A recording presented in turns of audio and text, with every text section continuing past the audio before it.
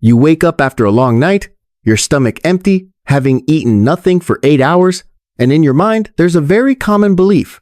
This must be the moment when the body burns fat the fastest. But biological reality is far more cold-blooded than that. Within the first 45 to 60 minutes after opening your eyes, your body enters a very important hormonal event, a window where, if you handle it correctly, your metabolism flows smoothly for the rest of the day, your energy stays stable, and belly fat is gradually unlocked.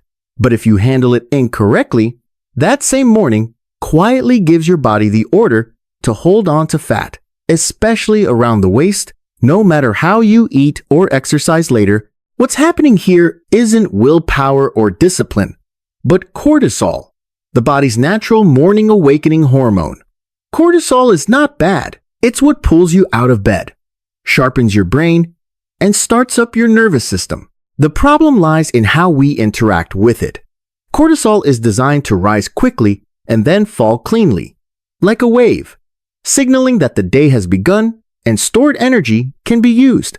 But many people, within just a few minutes of waking, turn that wave into a prolonged flood, grabbing their phone immediately, pouring coffee into an empty stomach, skipping natural light, unintentionally keeping cortisol elevated for too long. And biologically, prolonged high cortisol doesn't mean productive. It means danger. A body that senses danger does one thing extremely well. It locks energy away, especially in the belly, where fat cells are far more sensitive to cortisol than elsewhere. This is why two people can eat the same foods and do the same workouts, yet one of them keeps stubborn belly fat. It's not about calories, but about hormonal signals in the first hour of the day. When cortisol stays elevated, an enzyme inside fat cells is activated, acting like a door that pulls energy from the bloodstream and stores it. And the belly is the area that listens most closely to cortisol's commands. Every stressful morning is a message to your body, saying, "This environment isn't safe. Store everything." The first mistake seems harmless. The phone screen. The weak blue light from a phone is enough to confuse the brain, but not strong enough to properly reset the biological clock. The brain can't clearly tell whether it's day or night, so it keeps pumping out cortisol, just in case. On top of that, the content on the screen, bad news, emails, notifications, other people's emotions is all interpreted by the nervous system as if it were your own problem. Heart rate increases, breathing becomes shallow, and the body enters a reactive state before you even get out of bed. The morning ends in emergency mode, and the entire day unfolds under quiet tension. The second, even more common mistake, drinking coffee too early. Coffee doesn't create energy. It borrows alertness from the future. When you first wake up, your brain is still clearing adenosine, the sleep pressure molecule that accumulated the day before. Drinking coffee at this moment is like blocking a drain. You feel awake because the sleep signal is masked, but the substance itself is still there. A few hours later, when caffeine wears off, adenosine rushes through all at once. Your energy crashes, and the body releases another wave of cortisol to compensate. Afternoon cortisol leads to sugar cravings, snacking, and once again, belly fat receives the command to store. All of this from a cup of coffee taken about 90 minutes too early. The solution isn't trying harder, but adjusting biological signals. When you wake up, the first thing your body needs isn't caffeine, but water and minerals. A large glass of water with a pinch of salt helps thin the blood after a long night, reduces strain on the heart and adrenal glands, and sends the message that the system is stable. Next comes sunlight, not artificial light, not screens, which is the correct switch for resetting your internal clock. Just a few minutes outdoors creates a sharp, clean cortisol peak that quickly falls, while also activating serotonin, which later converts into melatonin to support deep sleep at night. Movement matters too, but not the exhausting kind. Walking slowly forward, letting the environment pass through your field of vision, sends an ancient signal to the brain that you are active, in control, and safe. This optic flow calms the brain's fear center, lowers cortisol, and places the body in a state where it's ready to use energy rather than store it. And finally, the hardest but most important rule: protect the first 30 minutes of your day from your phone. Not for digital morality or mindfulness, but for biology. A morning that begins in quiet keeps cortisol low all day.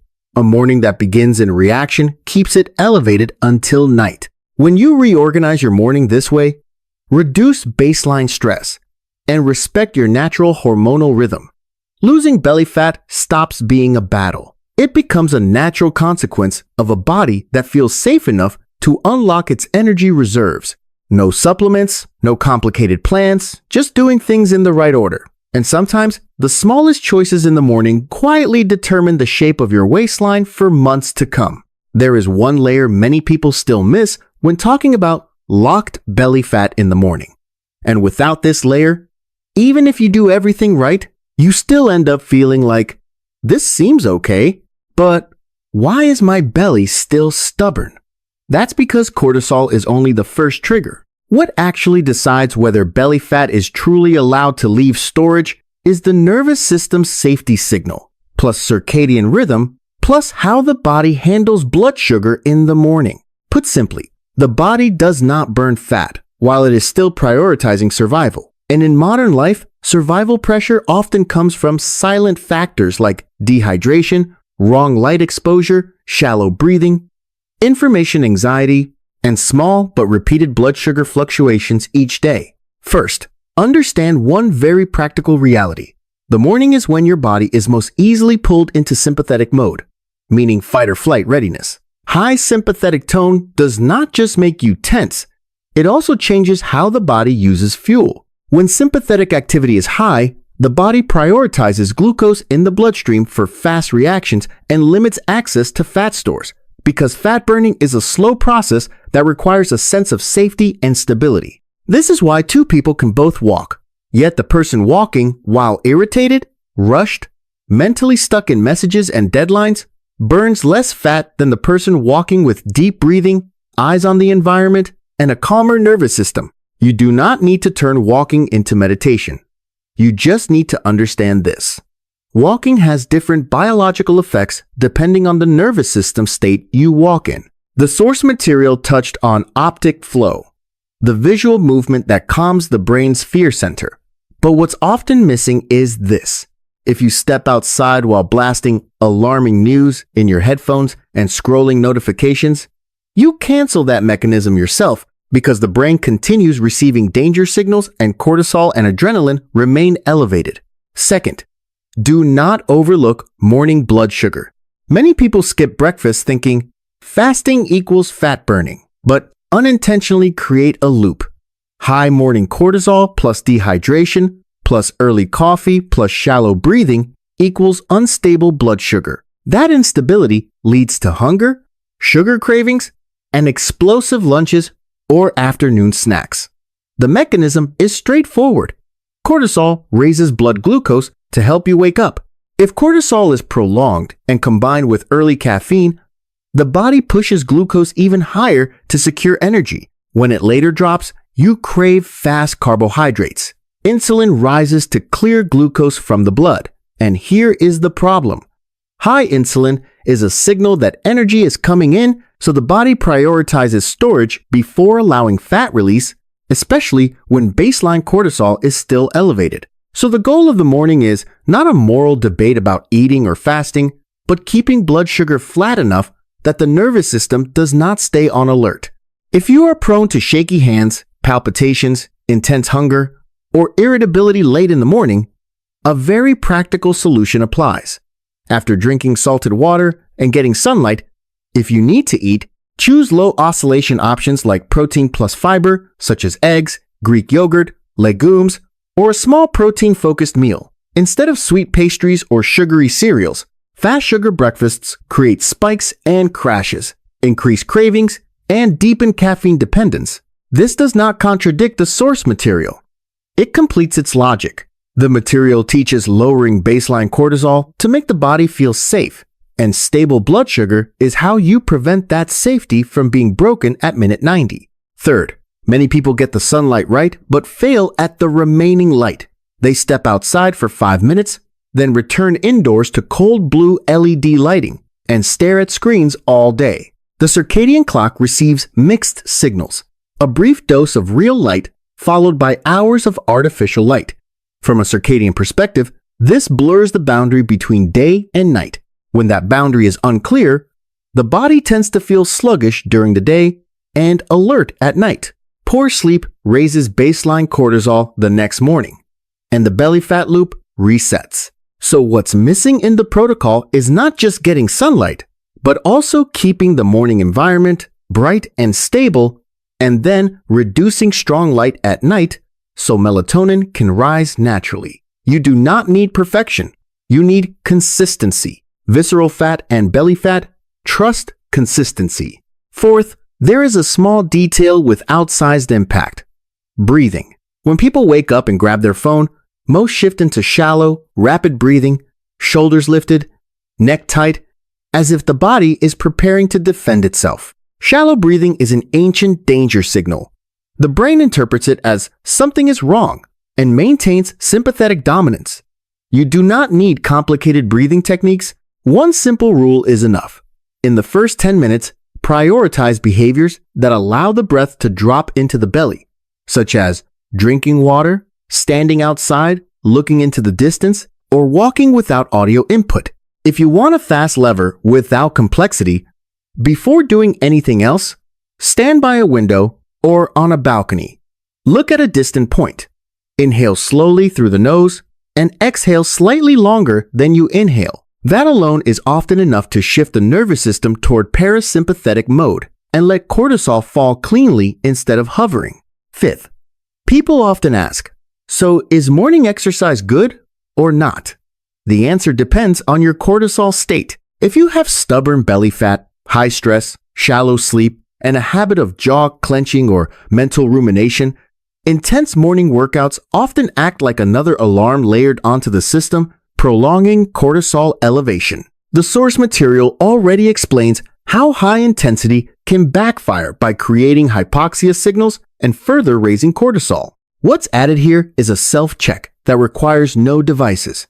If after morning training you feel wired rather than calm, your heart rate stays elevated, focus is poor, hunger is intense, and irritability increases, you are likely training in a way that pushes sympathetic dominance higher. For this group, walking or light strength work later in the day tends to be more beneficial. On the other hand, if you sleep well, stress is low, and morning training leaves you grounded, appetite controlled, and mentally steady, your body is handling cortisol effectively. There is no universal answer. There is an answer for your nervous system. Finally, I want you to look at the entire morning as a biological control panel. You are sending one very specific message to the body. There is no danger. You do not need to hold fat.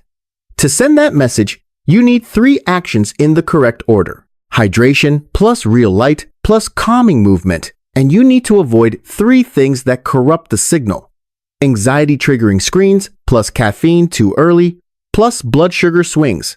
When you do this, you do not just burn more fat, you gain something far more valuable: stable energy throughout the day, fewer irrational cravings, less unexplained irritability, and the feeling that your belly is no longer being held tight. This is a quiet change, but a real one, because it presses the exact switch the source material is pointing toward. Morning cortisol should be a clean wave, not a flood. Before this video comes to a close, I want you to hold on to one very simple but very uncomfortable truth. Belly fat is not stubborn. It is simply highly sensitive to danger signals. And most of those signals do not come from what you eat or how you train, but from how you start your morning. When cortisol is prolonged, when the nervous system is activated too early, the body does not debate or negotiate. It does exactly one thing. It holds onto energy for survival.